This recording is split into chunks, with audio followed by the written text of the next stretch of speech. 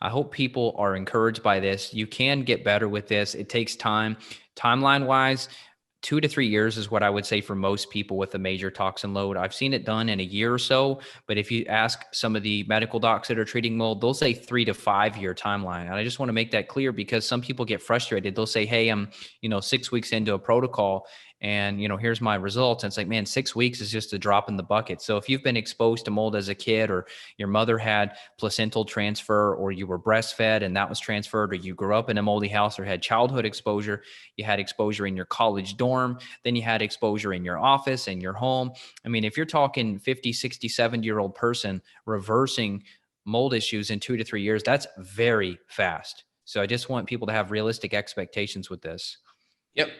Obviously, it depends upon how long you've been accumulating these things for sure.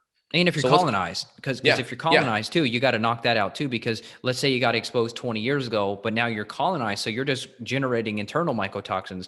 That is also something I think is going to definitely increase your timeline.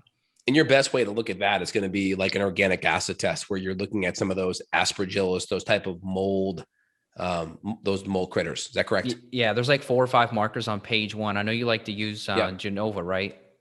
I use that test as well for some of these, more mold potential people, or if we're looking at a lot more oxalates and things like that, that's a nice test to look at that.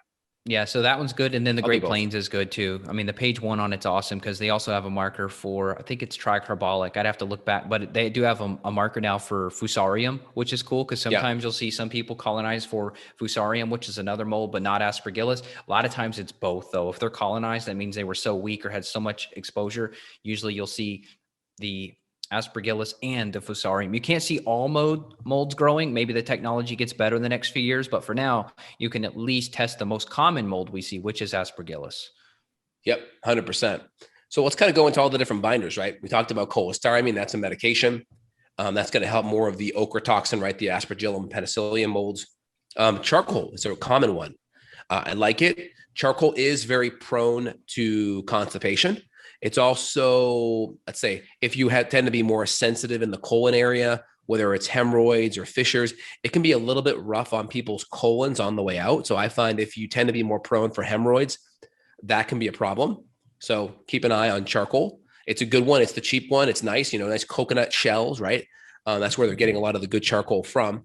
And again, we like charcoal for primarily removing a couple of different types of molds, right? The big mold that we're going to see with charcoal, it's going to affect the trichothecenes, right?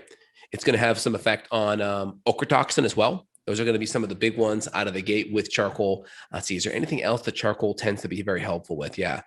Ochra and the trichothecenes. Anything else there, Evan? It may help with some pesticide, herbicide stuff too, right? I mean, we know charcoal is a pretty good broad spectrum, but it's not perfect in isolation. That's why you and I like to use blends a lot, because we see people go, Yep. Benefits of charcoal, and then they just totally ignore the others.